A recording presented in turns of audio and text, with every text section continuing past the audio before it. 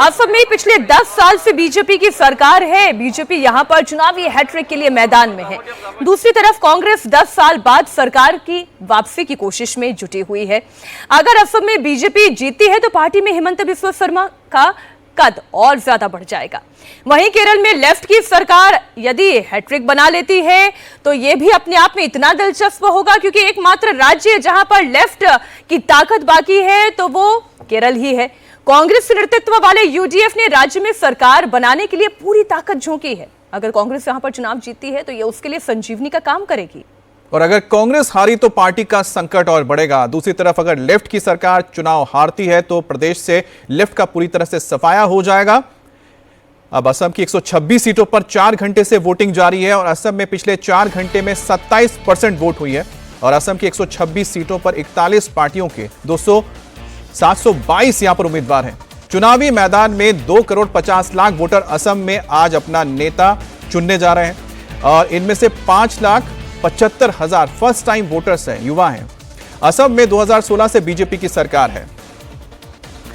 सर्बानंद सोनोवाल असम में बीजेपी के पहले मुख्यमंत्री बने थे। 2021 में बीजेपी जीती तो सत्ता संभाली हिमंता बिस्वा शर्मा ने।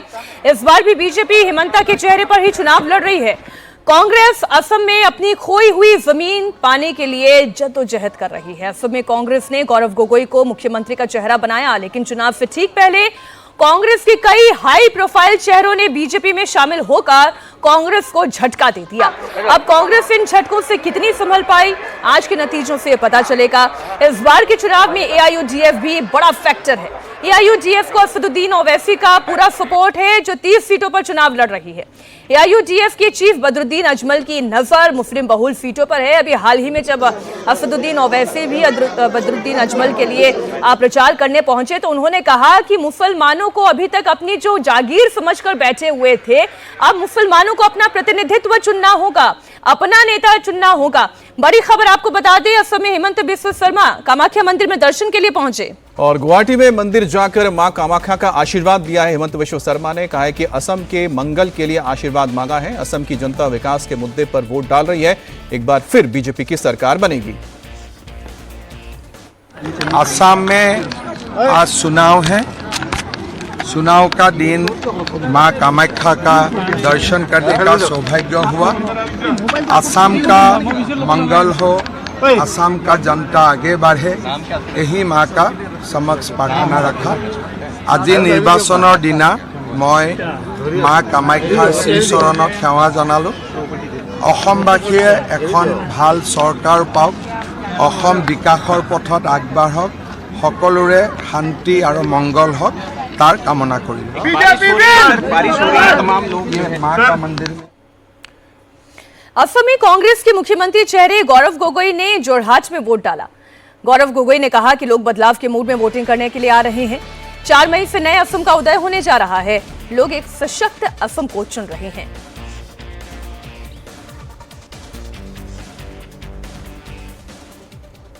लोगों के बीच में जो उनकी मुस्कान देख रहा हूं, लोगों के आंखों में जो आशा देख रहा हूं, लोगों की आवाज में जो बुलंदी आ रही है, लोग जिस प्रकार से निर्भय होकर अपनी बात रख रहे हैं, मेरा पूरा विश्वास है एक सशक्त, सबल और एक नए असम हमको आने वाले 4 तारीख को दिखाई देगा। जोरहाट एक विधायक चुनेगा या एक मुख्यमंत्री चुनेगा अगर जनता मौका देती है? देखिए, जोरहाट के लोग हो या असम के हर विधानसभा के लोग हो, वो असम की जो हमारी सभ्यता है, असम की जो शालीनता है, असम की जो आदर्श हैं, असम की जो मूल्य हैं, असम की जो लोकतांत्रिक सिद्धांत है, उसके पक्ष में अपना वोट देगा।